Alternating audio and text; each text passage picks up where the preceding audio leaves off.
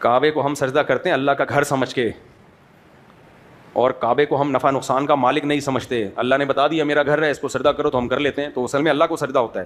یہ جو بتوں کو سجدہ کرتے ہیں تو یہ سمجھ کے کہ یہ بت ہمیں نفع اور نقصان دیتے ہیں, یہ ہمارے نفع اور نقصان کے مالک ہیں. ہم تھوڑی سمجھتے ہیں کہ ہمارے نفع نقصان کے مالک ہیں. ہم تو کعبے کو ایک عمارت سمجھتے ہیں. اللہ نے بول دیا میرا گھر ہے, اللہ بول دیتا نہیں ہے تو نہیں کرتے.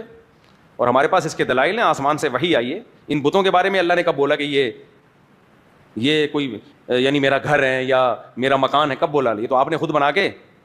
اور کعبہ اس چار دیواری کا نام نہیں, اس لوکیشن کا نام ہے, جبکہ بت اس لوکیشن کا نام نہیں ہوتا, اس پتھر کا نام ہوتا ہے جو آپ نے خود تراشا ہے. یہ کہہ سکتے ہیں نا کہ کعبہ بھی تو آپ خود بناتے ہو. بھائی خود بناتے, کعبہ کی لوکیشن ہم خود نہیں بناتے, اس پہ وہ جو لوکیشن وہ اللہ کی طرف سے متعین ہے. تبھی اللہ نے فولوا وجوہکم شطر المسجد الحرام, مسجد حرام کی طرف عبادت ہوگی.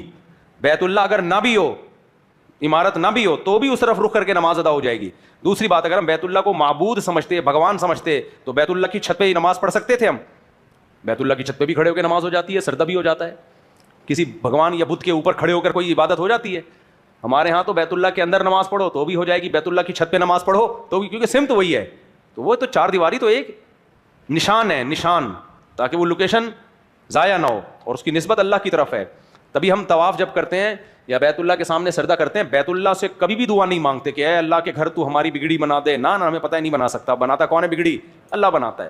حضرت عمر حجر اسود کا بوسہ لیا کرتے تھے تو کہتے تھے تو پتھر ہے, نہ نفع دے سکتا ہے نہ نقصان. ہم نے صرف پیغمبر کو دیکھا ہے تجھے بوسہ دیتے ہیں, کہ تیری نسبت کس کی طرف ہے؟ اللہ کے گھر کی طرف.